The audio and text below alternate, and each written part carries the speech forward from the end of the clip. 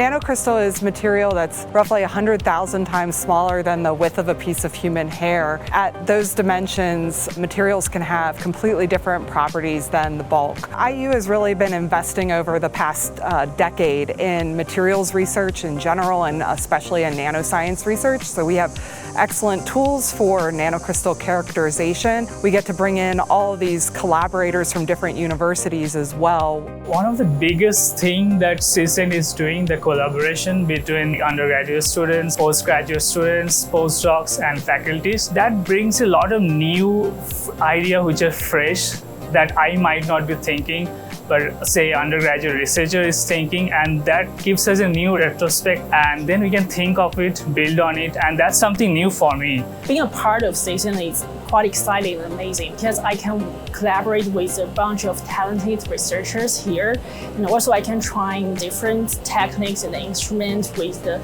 advanced technologies here, and which also deepen my skills in my academic research. The majority of the support is going towards funding those doing the research, and there are also a few new pieces of equipment that we will be building that will be one of a kind in different laboratories that will allow us to do measurements that nobody else has ever been able to do before.